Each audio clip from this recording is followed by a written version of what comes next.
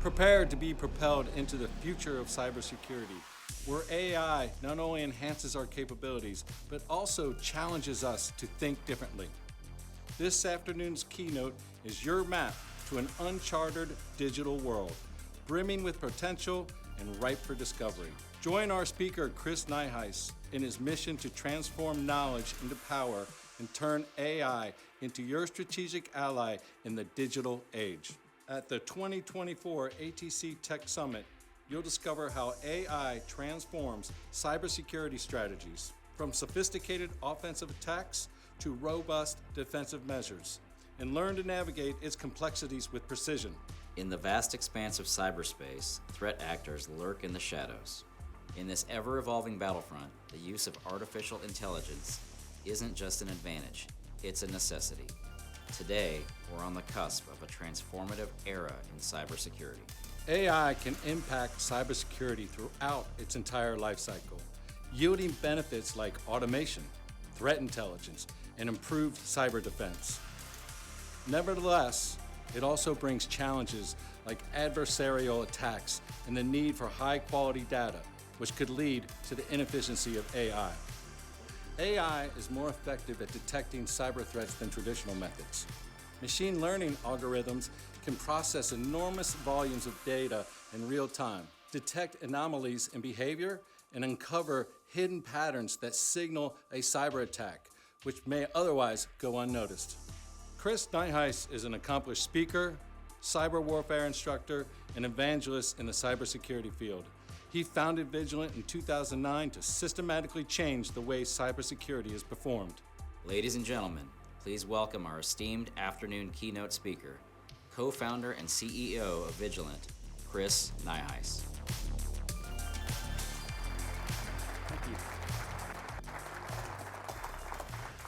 So one of my favorite movies is this movie called About Time.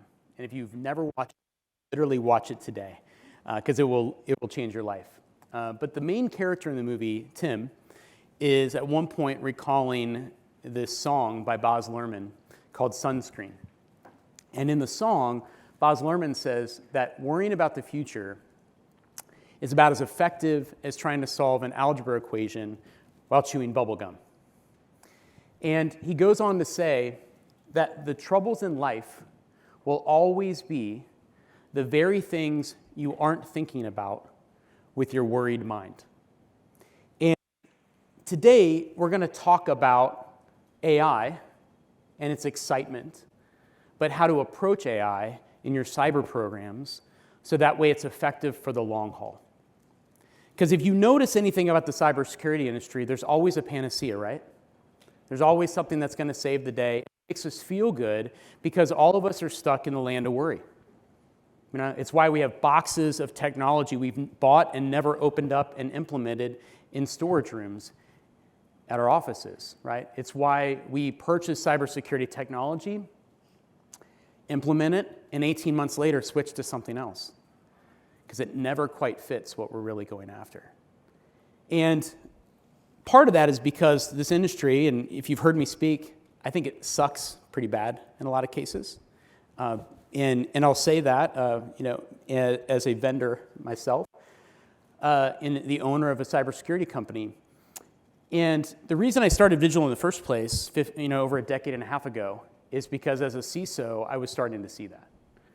And what I saw was that shareholder value was taking over my value as a consumer. And, when that happens, it starts to leave the very people that are supposed to feel valued detracted from, and that is where the worry and the fear comes into play. And so it is no mistake or no surprise to me that AI would get us all excited, right? It just does. And we're going to talk about that excitement today, but we're also going to talk about how to strategically implement it in your organization, and it's going to be a little different than you probably think. So Elon Musk said AI is a fundamental risk to the existence of human civilization. Now, some could say he's a naysayer. There was a movie with Johnny Depp in it years ago about AI, and I went back and watched it recently because it's a pretty good movie.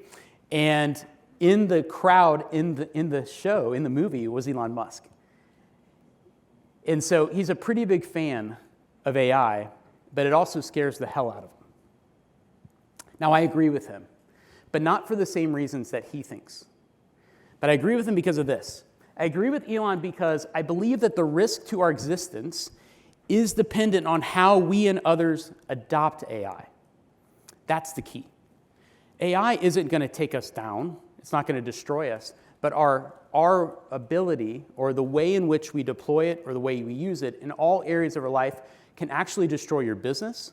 It can destroy your teams. It could destroy your marriages. Can you imagine how your spouse would feel, or your significant other, if you wrote a note on Valentine's Day to them using ChatGPT? Probably not pretty good, right? Because what AI does is it takes away our uniqueness. It takes away our thought, but with it combined in the right way, it amplifies it. And that's the weird dichotomy of the world we're about to enter into, and it's going to happen at speeds we could never imagine. And if we do not prepare ourselves right now, we will lose everything. And I agree with Elon, but it is more clear as it relates to continued existence of our organizations and our relationships today, because we can visualize that, but we can't visualize taking out civilization. But I absolutely agree with him that it could if we don't do it the right way. So what are the dangers here, right? So one, loss of critical thinking. So this over-reliance and diminished problem solving. I'm seeing this already today in the way organizations build processes. Look at the tools that are being given to organizations. We just adopted one at our organization. We love the tool. But what's interesting, something that happened, as we've gone down this journey, is our team members started using some of the AI features inside this process repository processes. Well, the AI doesn't know the things that make Vigilant unique, right? So those processes came out on the other side. The process was written, but it was diluted. The second one is this erosion of creativity and uniqueness through homogenization and loss of personal touch. We are created to have greatness. I really believe that. Every one of you in this room brings something from your experience that drives and given the right context, can change people's lives. Every one of you. Not one of us doesn't have that ability. But when we start to use AI in the way that a lot of people are using it, it actually starts to diminish our ability to function in our everyday lives. There's also misinterpretation of AI, outputs through bias and privacy. And so this is one of the interesting things, is that AI can absolutely take on bias. We're seeing that with Google, for instance, right? They were in the news this last week because they were biased towards a people group, right? Microsoft had to shut their AI down after 24 hours because it wanted to actually go and kill people, another people group, right? But it did that because it started to homogenize bias based on what it learned. And that's one of the biggest things that gets in our way with AI right now, and we have to be aware of, is that the tools you use, right? You might buy one tool from this company and one tool from this company, and it could come out with two very different patterns or two very different outputs, depending on what you've done, because AI is all dependent on what it's learned and what it's been trained to think. Skills degradation, this can happen within your teams. You take a great developer and they just always write code with Copilot, they're going to eventually not be a great developer. Now, on the flip side of that, you can take low-level developers and make them better at the same time, right? See these dichotomies that we're running into? And security providers that aggregate findings, and this is the one I really want to touch on, is that, and we'll dig into this here in a minute a little bit deeper, but a lot of security providers are now using AI. You see some that have been using AI for a long time. We've used AI. But the way in which AI is being used inside some of these platforms and these technologies is to actually remove the analyst in the sense of speeding up detection.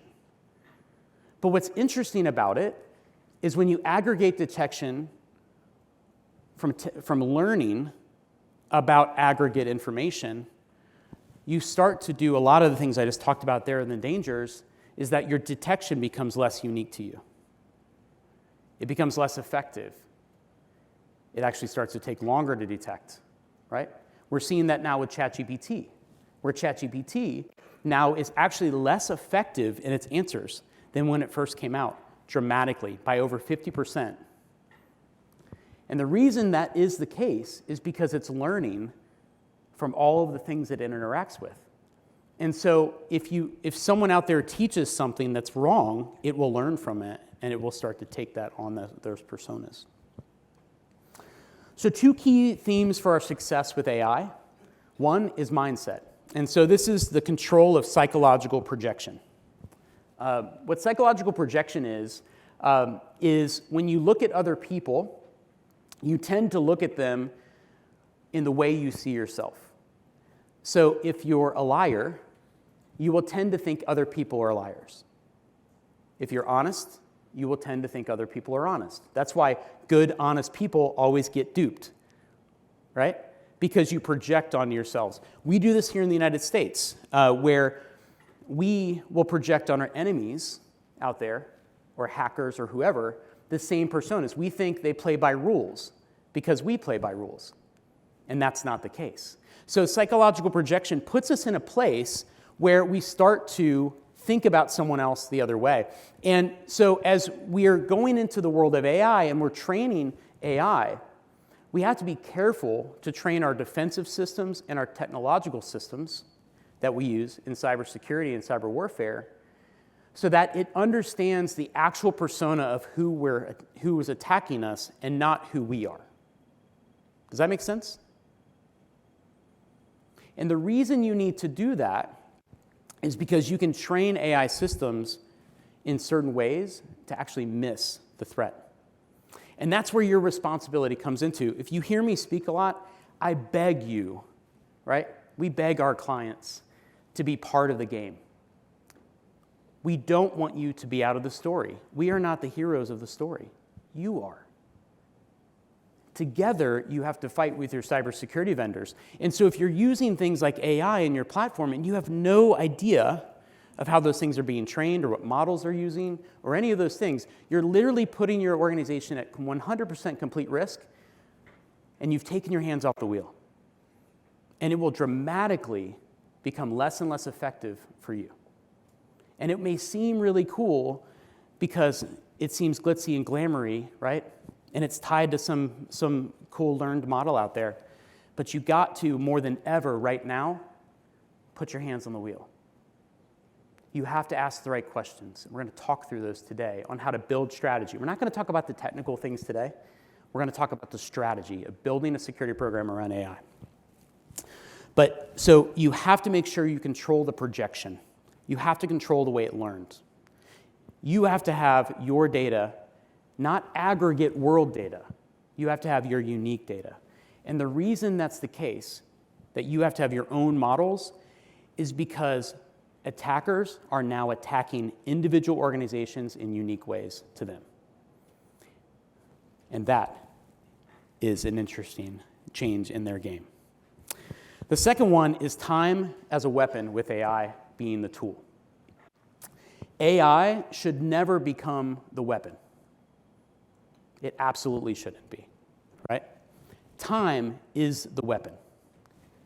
And the reason time is the weapon is because for AI, and even about cybersecurity and warfare in general, or even life, it all happens with time. So for instance, AI right now, right? Any security AI that's in your environment that protects you has a 60 to 80-day window to learn. And whether or not your security vendor tells you that's the case or not, it absolutely is. Sometimes it's even longer. Why? Because AI takes a lot of processing to create models and to learn. Look at ChatGPT. It took 9 months and $70 million because they had to put a whole lot of GPUs towards it. So don't be fooled when people start to build models that are unique to you unless you have the processing power there or you have some say in the way that those systems are learned. So time is a 60 to 80-day window. That means that if something happens today, it will take 60 to 80 days to learn that. Tomorrow, it will take 60 to 80 days to learn that. The next day, 60 to 80 days. You see the pattern? So if a threat actor, we'll see who gets this. If a threat actor comes in your environment today, how long will it be for the AI to catch up to detect it? Yeah. Now, what if your data isn't unique to the AI model and it's learning aggregate? Do you think, will it ever detect that? Potentially not. Right? And that's why you have to be involved in these decisions. Right? You have to be involved in how it's learning, and it has to be tested. On the flip side of that, this is why time is the weapon. Who controls time controls the game. Our company, we started doing these things years ago, right? Even before AI came on. And I can confidently tell you, and this is not us as the hero of the story, it's because we have amazing clients, and they all get it, and they want to fight. They want to fight against things that want to take them down. Vigilant, this is going to be unbelievable to hear because of all the things you say, and I just say this because I want you to know it's possible. We have not had a client have a breach in a decade and a half that resulted in any loss. And I say that. I rarely say that stuff on stage. But the reason I say that is because I want you to know that it is possible if you do the right things and put the right things in place, because cyber warfare is just about putting things in the right places, getting the right data instead of tons of it. But using time as your weapon, because threat actors have all the time in the world. And now that AI is here, they can sit and wait for 6 months, 9 months, 10 months, put tons of GPU, do whatever they want to, right?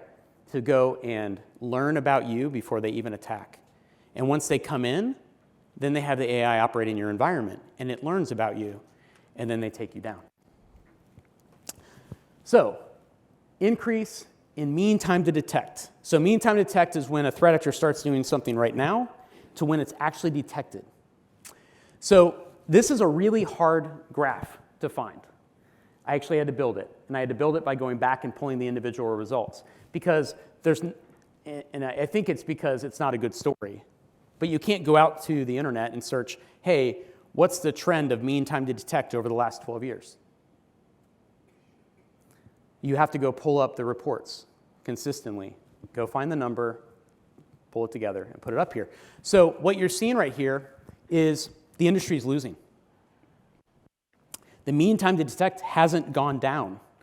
With all the proliferation of training, with all the proliferation of technology, AI, et cetera, the industry is losing. It's not because the technology, it's because of two things. I said this last year, you've been removed from the story. You're the hero. So when the hero is removed from the story, what happens? Right? And two, it's because time has not been used as a weapon, and you're fighting a losing battle. Threat actors, on average, are inside organizations for 287 days before they're detected, which is crazy. Is that surprising to anyone? You probably hear this in the Verizon report, but what is probably surprising is it doesn't go down. It actually has been going up. I mean, it went down a little bit for 1 year, but not by much. So in 2012, here's what's interesting about it. It was 2021. Dang it, put that backwards. Dyslexia. 250 days for credentials. So in 2021, when it was 212 days, it was 250 days when someone had credentials. 2023, we're seeing that AI in some cases has reduced that by 100 days now. But still, that's 187 days. Not a good story. Why? Because you've been removed from the story. It's not curated to you, because that's the only way the AI will work for your environment. And two, time. You're losing time. Threat actors are winning time. You have to win time. 53% of the cases, it's attacker disclosed. So here's the crazy thing. In 2023, 50% of the cases, the attacker disclosed it. So the rest of those, that's even a worse story, right? Because the detection systems aren't finding the threat, even at the 287th day. The average is actually built because the attacker disclosed it in most of the time. Third, 33% of analyst time is spent on false positives. So, and this is a thing that I want to challenge you on a bit, is that what's starting to take place in the industry, because of the removal of people, right, and the entrance of automation, right, in the wrong ways, is that cybersecurity is getting less expensive in some cases. That's a bad thing. Because what's happening from a trending from Gartner and everyone else is they're driving the consumer into a low-cost model. There's a book called Playing to Win. A.J. Lafley wrote it. It's how they turned Procter & Gamble around, because they realized that they had to decide, are they a low-cost model or are they a value-based model? And you can't be either. You can't be both. It's really difficult.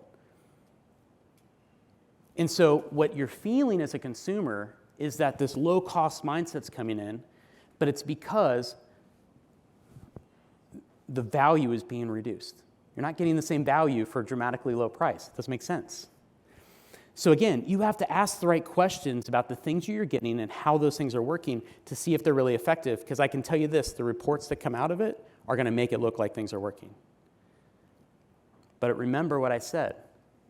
The troubles in life are never the things that your worried mind was thinking about. In all of these cases, the 287 days, those security teams were looking in the wrong places because the things were telling them to. And if you look at that cost, 33% of a $140,000 analyst is $46,000. That's pretty big if you have a team of 10 people. And so again, that goes back to time. And you see the trend? Time is the weapon. So when it comes to offensive time, and this is where we're going to transition a little bit from offensive to defensive, we're going to talk about what attackers and defenders are doing with their time. So one, attackers usually control it, like I said. They control it because they can pick when they attack. You can't, right? So they have 7-10 months for their models to learn. And we see this, they go out and buy endpoint technology. They spin it up for free, because a lot of these endpoint technology, you can spin up licenses for less than 30 days, you don't have to pay. They put it up in the cloud, they spin it up on servers, they run them, they train them to not detect their attack, and then they attack you. When they attack you, you have moments for your AI system to learn in order to defend, right? So again, curation of your intel. AI models, like I said, 6 to 8 days at best. Now, the offensive side of things, and this is where strategy can turn the tide on time. I can tell you experience of a decade and a half. I've been in IT now and cyber for 25 years. If you bought OneNet Communications, as an ISP back in the day, you probably spoke to me because that was my first IT job. I was a technical support person in our group there. But I've been around a long time, and the reason I'm in this industry is because it can be better. But you have to own time. So one, access to intel and tools. So why are the offensive AI attackers, where's their edge come from? One, they have access to the same intel and tools we do, and now they can train their AI to actually learn those things. They can also run AI against an endpoint and say, find me the vulnerabilities, and it will do it. Now, a lot of AI models will come back and say, oh, hey, that's malicious, we're not gonna let you do that. But then you just say, hey, this is for educational purposes only, and then the AI model will do it. So it starts to learn, right? The second thing is they can choose when to attack, like I talked about.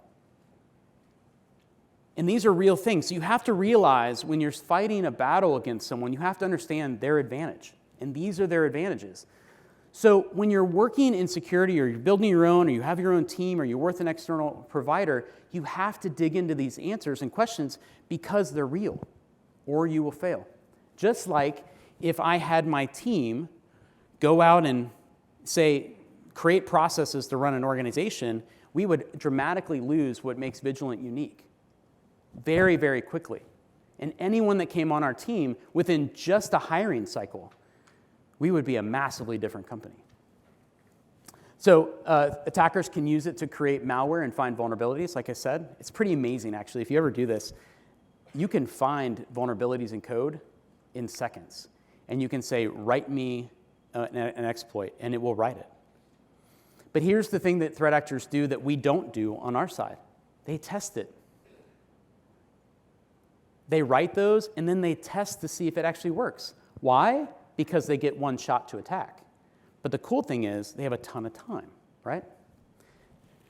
Because they understand how it works. The next one, manipulation of your data. And this is the thing that it's controversial. I've been saying this for years. I'm really happy to see at DEF CON this year, 5 people got up and spoke about this.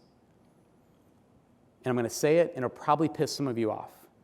But traditional SIM is dead. It's dead.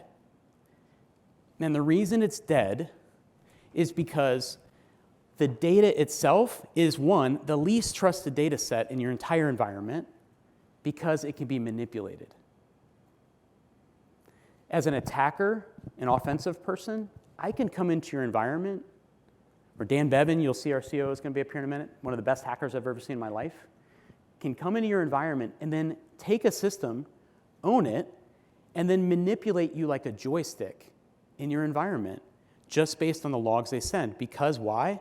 We don't test things. We don't validate it. And now think about that scenario where attackers are in your environment and controlling you. We come into organizations all the time that are under incident, where an incident response company was there, and they were told to go over here by the threat actor, and we come in and we're like, nope, they're right here, let's shut them down, and they're gone in 4 hours. But it's because you have to get time back on your side, you have to control the information. Now, take that scenario and dump log data into an AI system. Well, now it's going to learn about all those things. So now that threat actor can learn and teach that system inside your environment. So what does that look like? So you take SIM collection and management, issues created. So SIM log collection, so management issues, so maintaining the systems. How many of you have looked at logs and you find out later that it wasn't configured right, so you have to go back and reconfigure it? But those create major gaps in your data. That then causes SIM hallucination, which already happens in your environments today. I can tell you in every incident I've ever worked in my career, SIM logs never get needed, not one time. That hallucination of where things are, where they're not, then goes into AI, gets compounded, and can cause a rapid decline in truth in your environment. That creates the joystick effect, where you can be controlled inside your environment, and then that goes right back into your SIM. And so you can see it becomes very, very degraded very, very fast.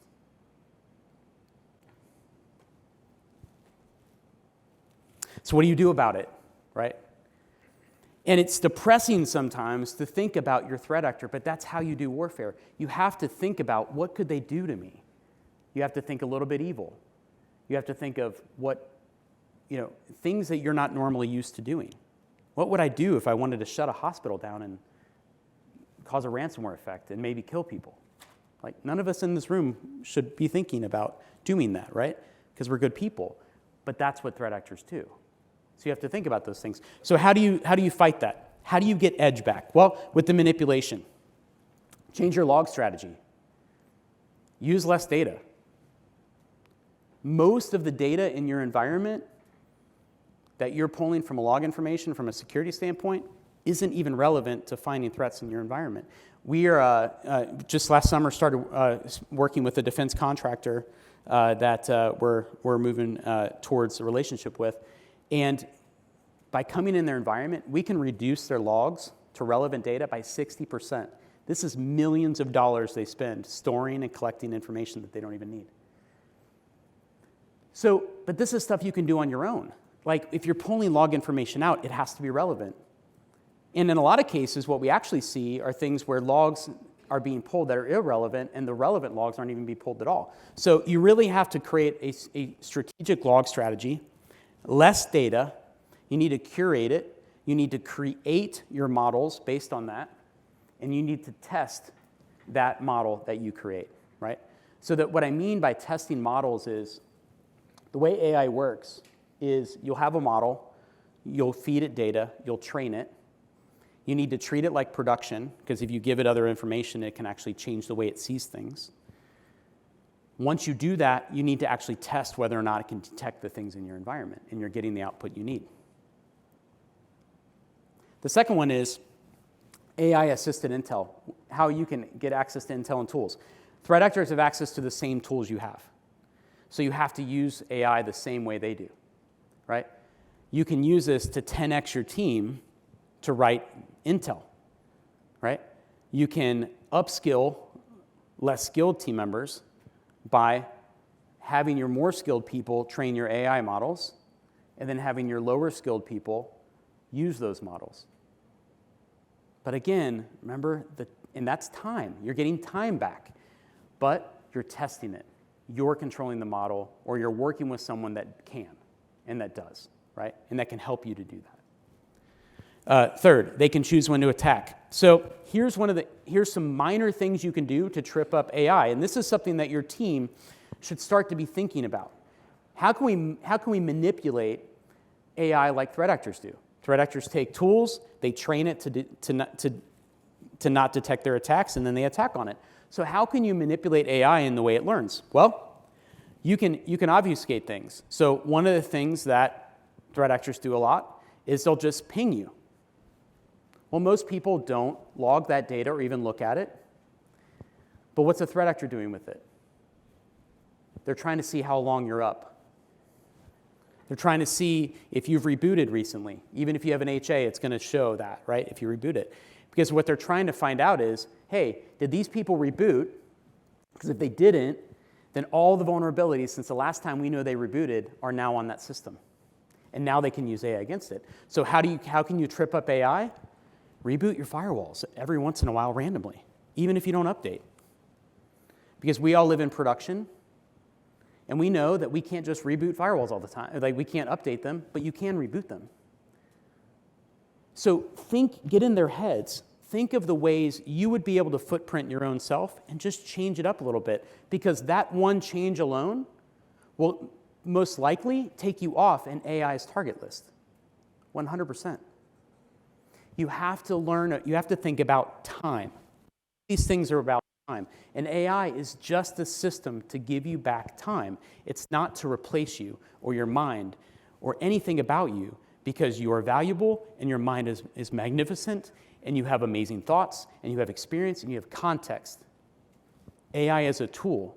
Your weapon is time. When you look at the next thing here, another thing you can do, minor changes can trip up AI and take you off these attack lists. Remove your logos and any references to your technology that you use off the internet. Get them off your resumes. Get them off your vendor sites. If your logo is on a security vendor site, call them this afternoon and send them an email and tell them to take it down, because that AI can scour the internet and now they know exactly what you use. And so if you can obfuscate that stuff, you win time back. The whole thing is about maximizing time, because the threat actor will always have control over AI better than you can, because they don't live in production.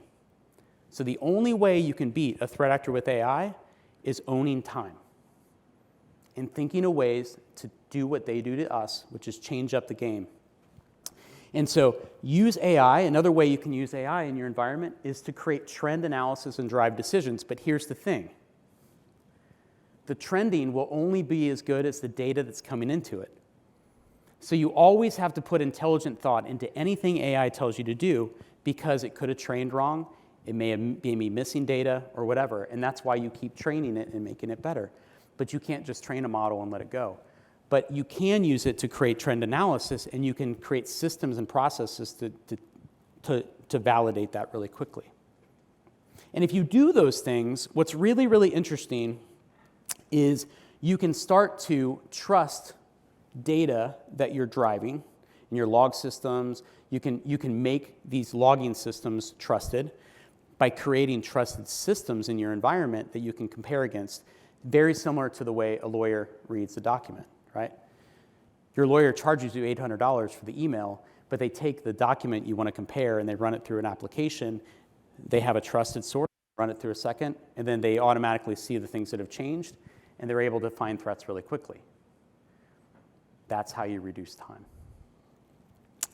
The reason things are at 287 days is because ultimately, most of security is more event analysis. The event happens, things get processed. So how you win with AI? One, again, this is summing this up. Control the model. AI should start with strategy, right? any of the systems you use in your environment with AI shouldn't be deployed until you have a strategy around it and how to control the way it learns.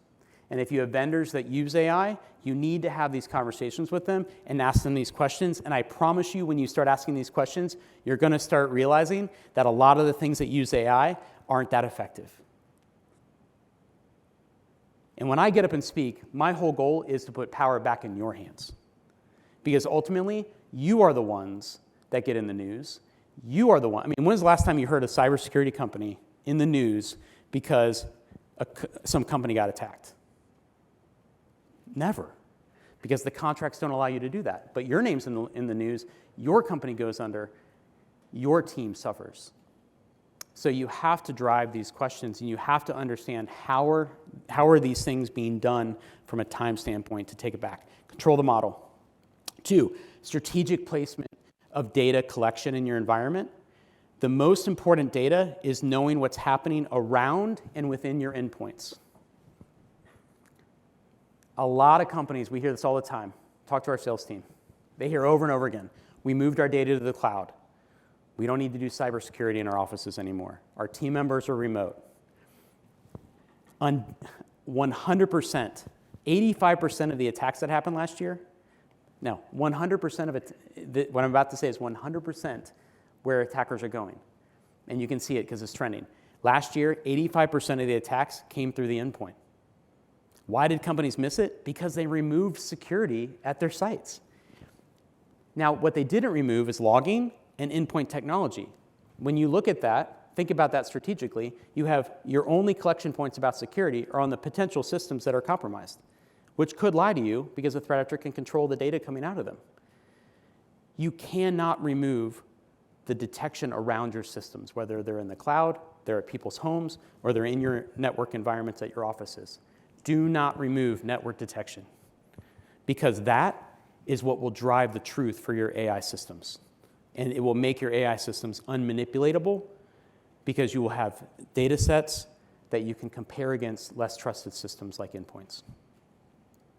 I mean, the endpoint thing is crazy anyway. I mean, when we go attack systems as offensive security teams, because we do that as well, you just unhook the process, do what you're doing, and hook it back up, and the endpoint provider never knows it. It's pretty crazy. So you have to have more data around it, but you have to have the right data. And if you have the right data, you can have less data in your SIM systems, which will save you gobs of money. I mean, when was the last time you looked at all the data you're storing all the time? Rarely. The data you're storing should be relevant and valuable and be used. Manipulate the attacker through misinformation. Remember that. Think about that as your teams. How could we manipulate the way people are learning about us? I gave you 2 easy examples. Reboot your stuff randomly. It'll throw it off. And remove logos, right? Watch what's happening in your press releases. Don't give information out about your environment. The people attacking you are people that understand cyber warfare. Last year, have processes that allow AI to maximize your team's time while putting them in the driver's seat of decisions. AI should be a time saver. It should be a time maximizer. It should never be the tool that you just take its decisions and run. There's one provider that's out there right now that is selling that they'll make all your business decisions for you. What a ludicrous idea. Ludicrous. Because guess what? If everyone buys that, it's going to build a whole lot of companies that are exactly the same. What you do as a human, what you do in life, and test your models because they decline over time. Look at ChatGPT, right? Your models will always decline unless you manage them. But this is the most important thing, and that you are the most important part of the battle. Don't run after companies or panaceas or technology or any of that stuff, because I can tell you with a decade and a half of experience protecting organizations, none of which have ever had a breach that took them out or had data loss or financial loss or anything like that, that if you put yourself in the driver's seat and you understand the levers you have to win, you will win. But it takes you. And so use AI, it's awesome, but use it to get time and use it strategically to manage that. So thank you.